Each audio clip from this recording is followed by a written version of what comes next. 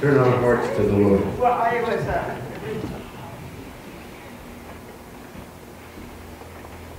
Our loving and gracious Heavenly Father, we come before you with humble hearts, knowing how well you have blessed our land and us individually.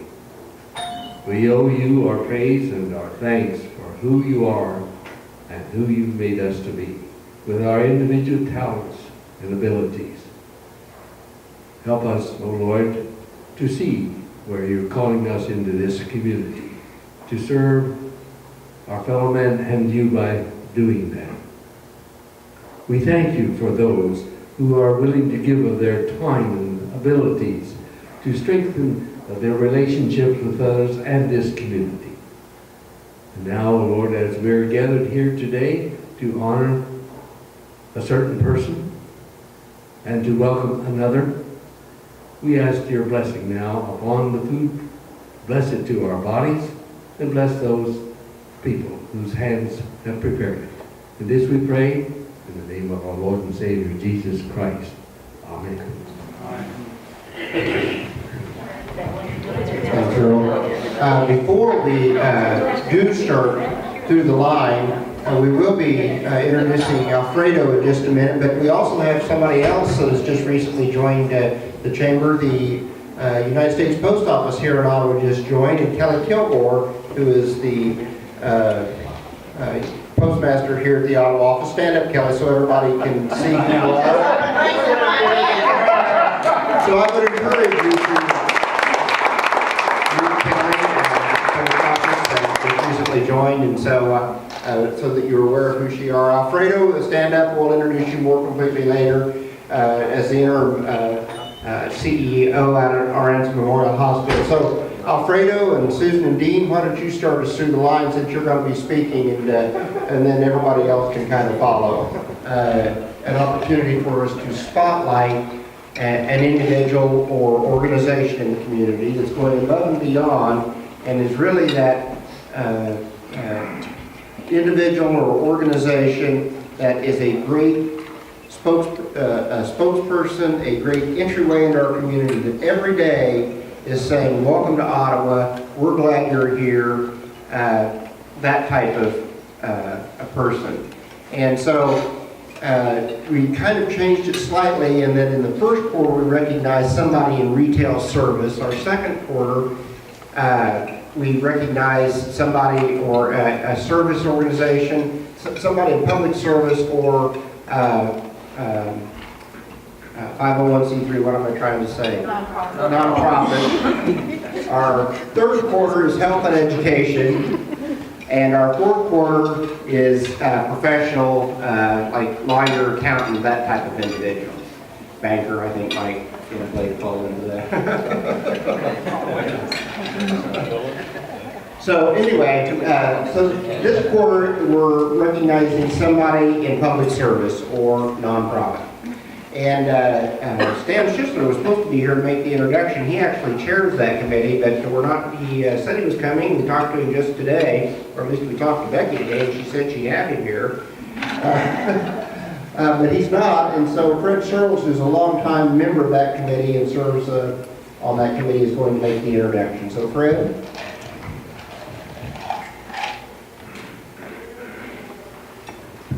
Yes, I just first found out about 5 minutes of 12 that I would be doing this, and I just now got my first glance at it. You old timers always know that when I do this, I like to start off with a little story. And little 6-year-old Alex was standing in the foyer of the church before church one morning, and he was looking up at a plaque. And the plaque had lots of names on it and a little American flag next to each name. And about that time, Pastor Zimmerman comes in and says, "Good morning, Alex." And he said, and little Alex says, "Good morning, Pastor. Pastor, what does this mean up here? What's this plaque for?" And Pastor Zimmerman said, "Well, Alex, that is to honor all of those brave young men and women who have died in the service." Little Alex paused a moment and in a trembling voice looks up and says, "Pastor, which service? The 9 o'clock or the 11:30?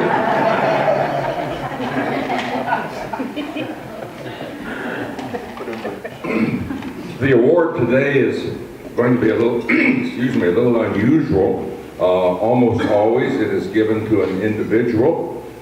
Today, a group is going to be honored, and I really can't keep it a secret, so I'm going to start off, and you'll know what it is and who they are in just a few seconds.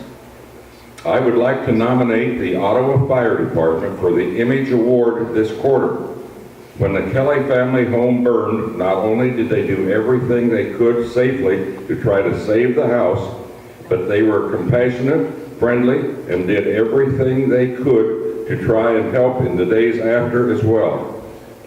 First morning after the fire, they were willing to go in and retrieve some irreplaceable family items, pictures, anything else that they could save before anything else could be damaged. When they could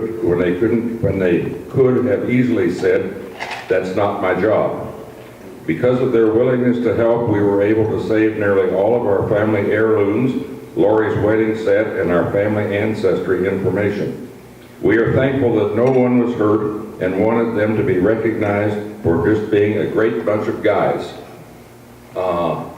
Obviously, this was written about one particular fire that we've had recently in Ottawa, but I've been here a long time and I've seen a lot of very, very serious fires that the fire department has successfully taken care of. I go back to the J.C. Penney building, the Chrysler building, and many, many more that we've had over the years. So Rick Oglesby is going to accept the award for the Ottawa Fire Department.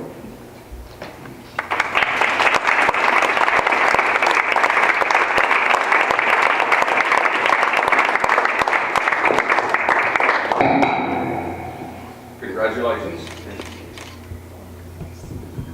There's the award.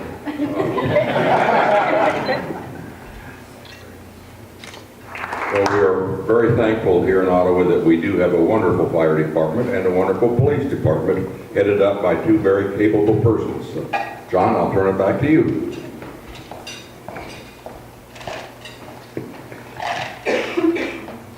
So that's why I was stumbling a little bit, because I knew it was an organization and I didn't want to take any of Fred's thunder. And it's not the first time we've done an organization as opposed to an individual, but certainly our community is well served by the Ottawa Fire Department, and we're safer because of it. And it's not like the old days when the fire department was over there on Walnut and sometimes they had to wait for a train to pass before they could actually get out and go on a fire call. Certainly the station down where it is on 2nd Street, and then with the substation out on, 13th or 14th. We're very well protected, and appreciate Jeff Kerner and Rick Oglesby and everything that they do for our community and all of their people. Next, I want to introduce to you Alfredo Ontiverios from Chandler, Arizona, who's only in our community for a short time. He is here serving as the interim CEO of Branson Memorial Hospital. He's brought his management team. Susan Ward and Dean Omar, stand up and be recognized as a great part of that team.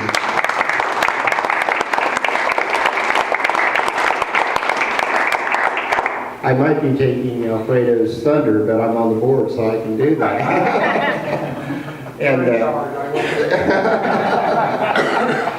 we really appreciate the speed in which Alfredo has hit the ground, and we wanted a chance for you to meet him because he's only got to be here a short time, and he's going to talk to us today about health care and Ransom Memorial. So Alfredo.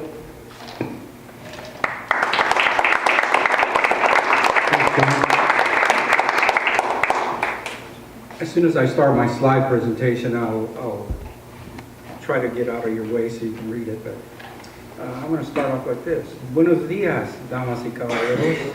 Me da mucho gusto de su invitación para presentarles la situación de su centro médico, Ransom. So, shall I continue in Spanish, or shall we just? Okay. Well, the second thing that I wanted to tell you is that the weather is just like back home. I love it. You know, 82 and sunny, right? Okay. Second thing is, I read the memo. John and he sent the memo out, and I wore my dark blue blazer here. So, and I also was going to wear a tie, but I'm in between exercises going down, in between exercises, and you were either going to see somebody with a really tight neck or somebody without a tie, but I did bring it just so you to know that I was thinking of you. It's my infamous Jerry Garcia tie. And if there's any deadheads out there, you know what I'm talking about.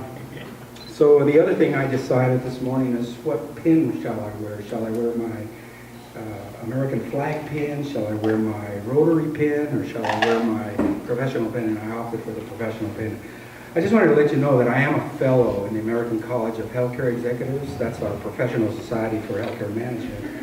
And in order to get that fellowship, we have to take a Board of Governors exam over issues in the healthcare industry. And then every 3 years we have to recertify. We have a continuous education that we have to take in order to fulfill our requirements and stay in the profession. And many hospitals and many organizations seek that credential as part of someone that they want at leading the organization, but also as members in the organization, because even to the point department heads and things like that, they can join and take the fellowship exam.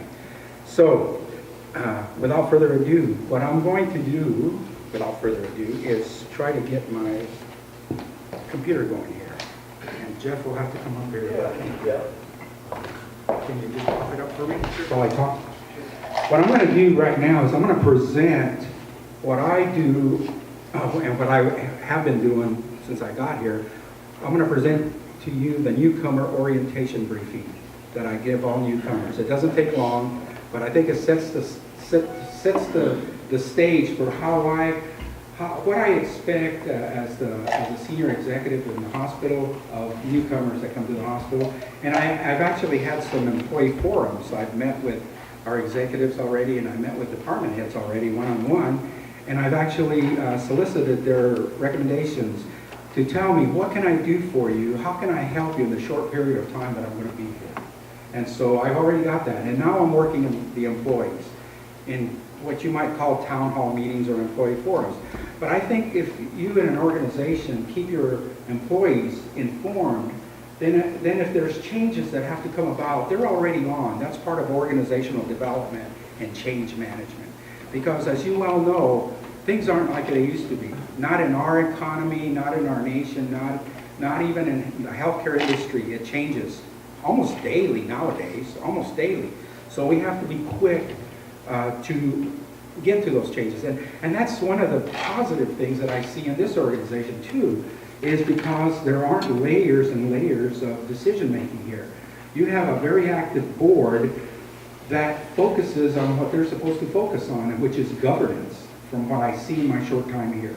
And for that, that's what a board is supposed to do. And then what they do is they pass on the operational aspects to their executive management team, and especially the CEO, who has to run the organization along with the executive team. But we also have to have department heads, and there's some here. Linda, you're here. I didn't see anybody else here that was but they have to run their departments and then the staff. So if you keep everybody informed, it's just like being in the military. And I have 25 years worth of military service, which I'll share a little bit later. But it's like if you take care of the troops will take care of you. I used to be an enlisted fellow, and then I became an officer. And I think the greatest compliment that I was given when I was an officer is from the enlisted troops that used to say to me, "Gee, you really know what it's like down here in the trenches." Well, yeah, I lived it. I worked it, and you always have to know who in your organization is really doing what job. It's not really, it may not be the guy at the top. It could be, all those people that I support in that inverted pyramid. So, okay, let's go with this. This is my first slide, and I'm going to make sure I use this here clicker. So I just welcome you to Ransom Memorial Hospital, and you're joining a great group here, and the reason you're joining us is because someone has selected you. One, for your technical competence, but also for your positive attitude. We hire for attitude also, and in healthcare you have to have the right attitude to work with us. And you know why? because we're different. We're different over at the hospital. At the hospital, we are going to be dealing with people that are going to be frustrated, that are going to have anxiety, that are going to be there not because they want to be here, because who really wants to go to the hospital? Except us, because that's our calling. Who really wants to go to the hospital? Not the public in general. And that's why we have to have a very positive attitude, and we have to have a positive attitude when we deal with our folks, the folks that come to see us. So, the first thing we do is we hire for attitude and we hire for technical competence. Now, the folks out there know or think that we should hire for technical competence. Everybody here is technically competent at what you do. But the other thing you did is you convinced somebody that you have that attitude that we want, that caring attitude. Because sometimes what we'll do is we'll hire for attitude and then educate and train competency up. But because it's easier to train somebody in competence and technical skills than it is in attitude, because that's something that you carry with you. Okay? So, all right, let's press. Who are we? You all know who you are. You're highly professionals. You're highly trained professionals with a calling for service. And that's what we're about here. We're highly trained professionals, every one of you. Every one of you, from the chief financial officer, from the chief nurse, all the way to the housekeeper that cleans our floors. And we do have a floor polisher that is next to none over there. So every one of you is professionally competent, and you're a professional in what you do. And that is what we hire here. That's what we hire here. So you're part of the team now. Here's some gee whiz. Who are we? We're 45 licensed beds, licensed inpatient beds. We're county owned. We're county owned, and we have the support of the county and support of the city and support of the community. We just passed our Joint Commission accreditation survey, and that is a tough one. And I might say that we even have the laboratory accredited under Joint Commission instead of accredited by the College of American Pathologists, and that is also significant to us. So everyone is accredited. The entire organization is accredited by the Joint Commission, which is one of the highest standards in the United States. We have seven emergency treatment rooms. We have 4 operating suites, and we have one endoscopy suite. So we can take care of just about any kind of surgical procedure within the scope of our care, and I'll go over those a little bit. We have state-of-the-art imaging. We just put a 1.5 Tesla magnet. That's a magnet. And 1.5, it's a technical term. It just gives you clarity like you would not believe. It allows the physicians, the radiologists and physicians to really look at those studies and be able to really point out what they really are looking for. And with the same thing with the tomography unit, 64 slides. You know, I was in El Paso, and we had a 10-slice CT. 10-slice CT. And here at Ransom, we have a 64-slice CT. So those are just some of the things that are state-of-the-art. We also have a fantastic medical staff here led by Dr. Ellen Sinclair.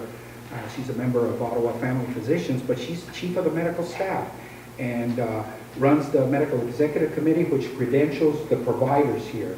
We review all the credentials, and we give them privileges. It's not an easy thing. It's not rubber stamp. They actually look at every single paper in their license, previous, where they worked previously. Did they have any bad outcomes?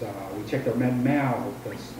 There's a lot of things that go into giving somebody a privilege to work over in our hospital, in your hospital.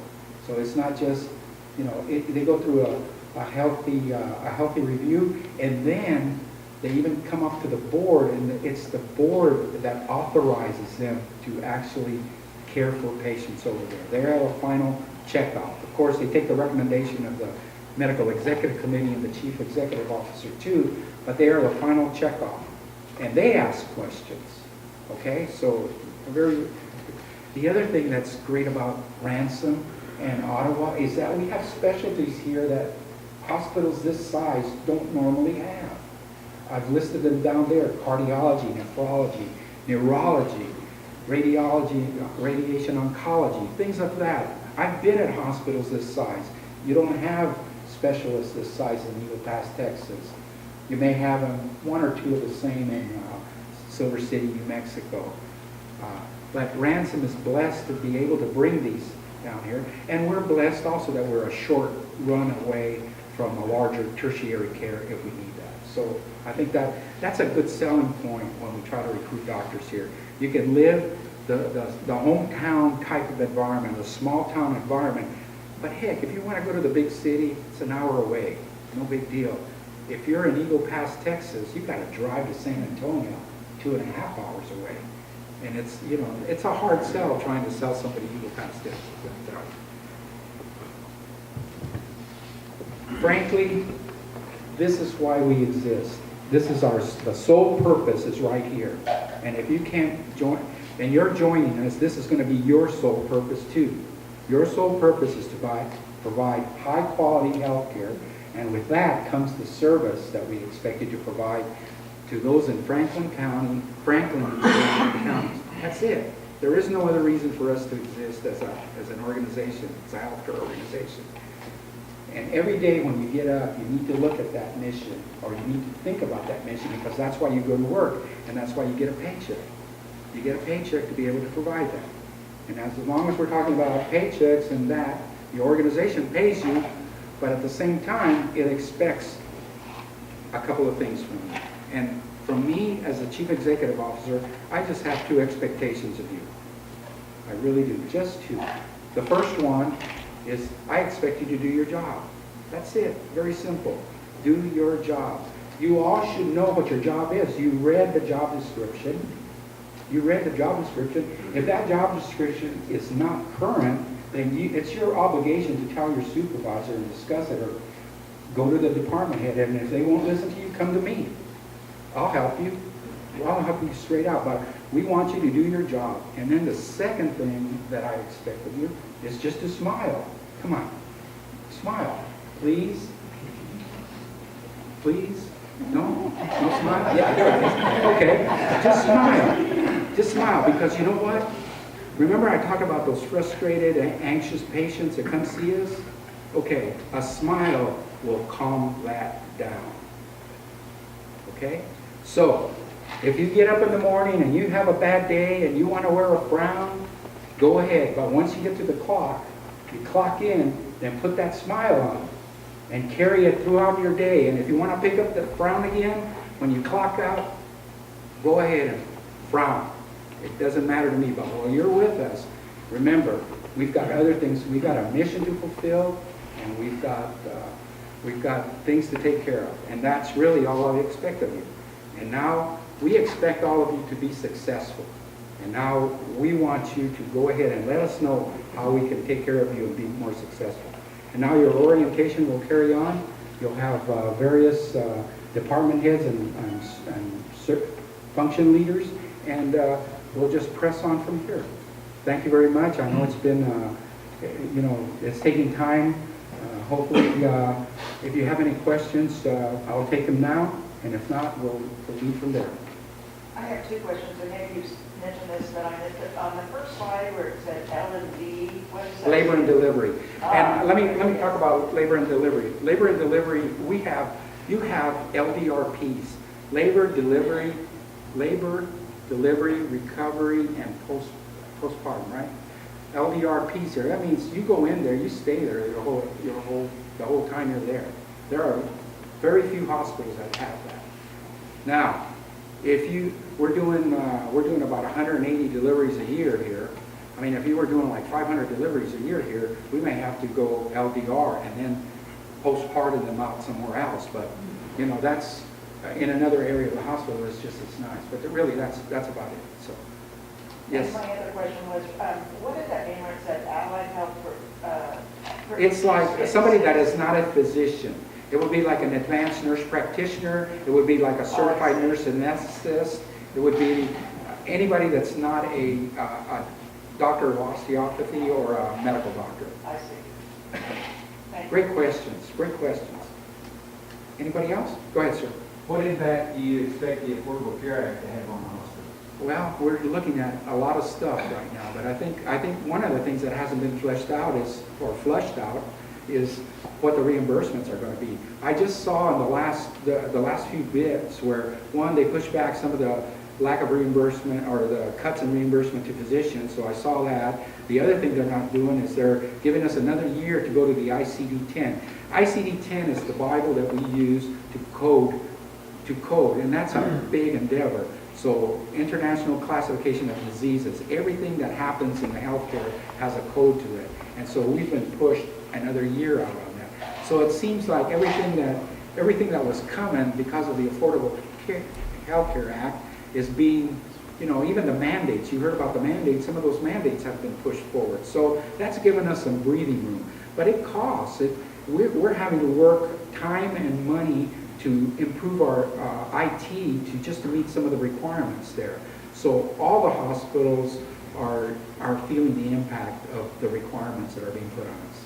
Now, you heard about we hit the 7 million mark, you know that, right? Okay, everybody, 31. Now, how are we going to take care of them through access of care when we have so many doctors and other practitioners leaving the force?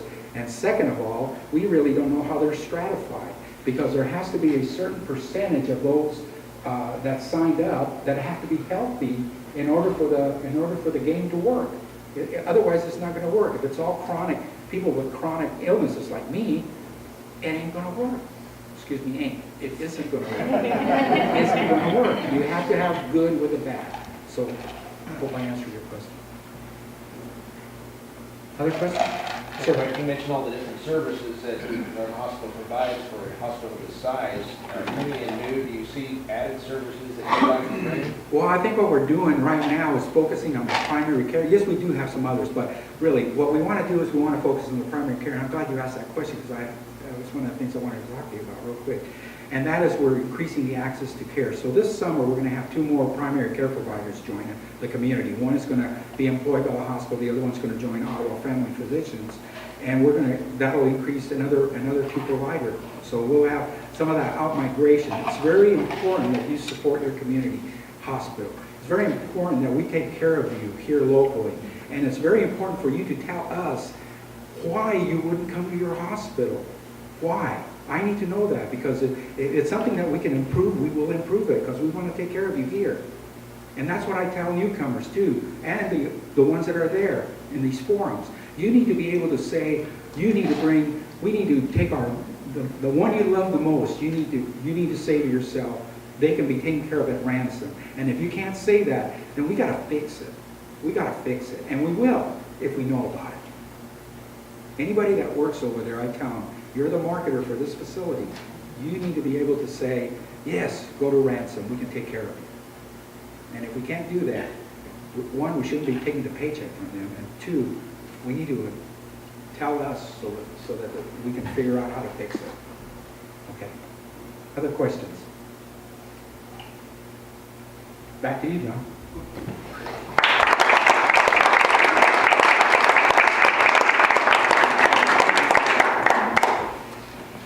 Thanks, Alfredo. We really appreciate you being in our community at Ransom for a short time here as we kind of bridge that gap to the next CEO. You can tell that Alfredo has hit the ground running and is bringing some real quality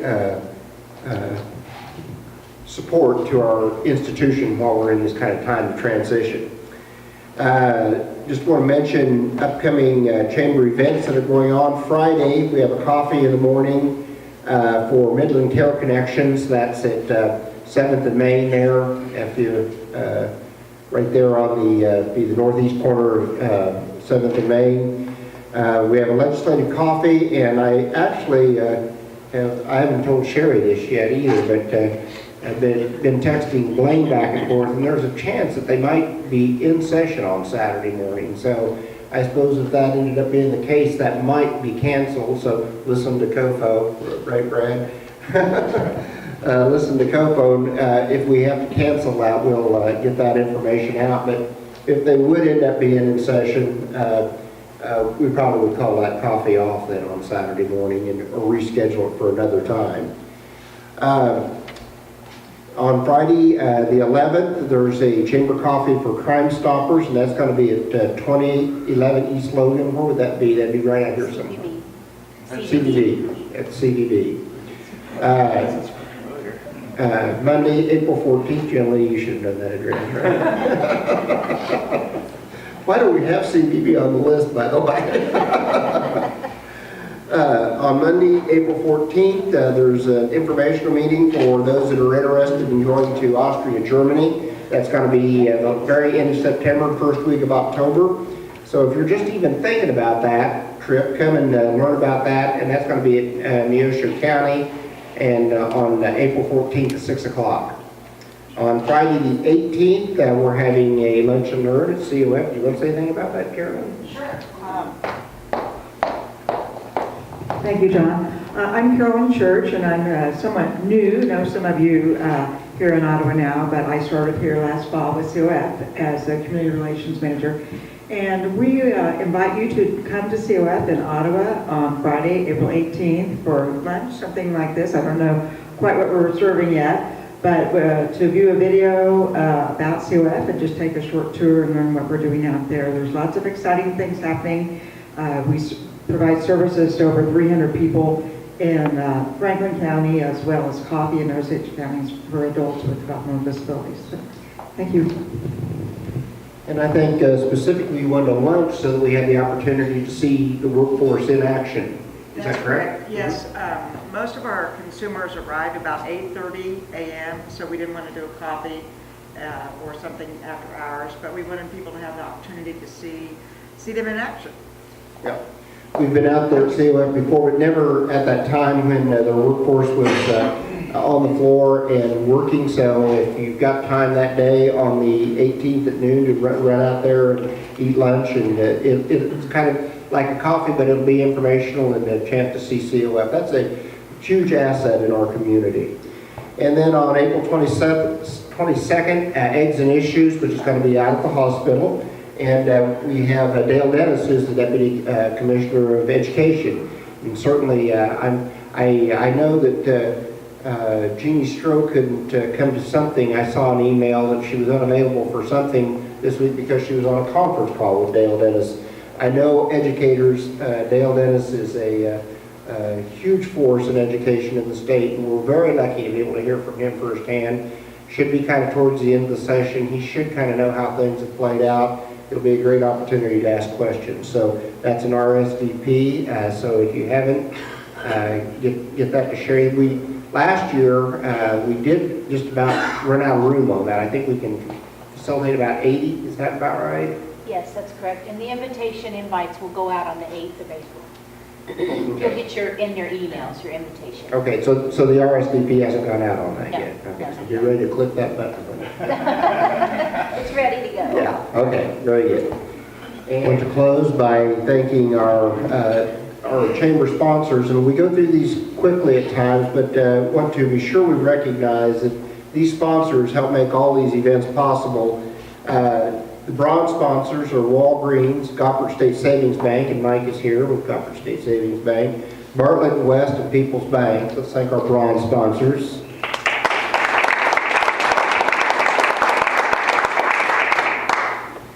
Silver sponsors are Prairie Star Catering. I mean, they're right in the back there. They're great sponsors, and we appreciate all they do. Don Hardman is here. Don is a silver sponsor. Don Hardman Computer Services, Ottawa Family Physician, and Kansas State Bank.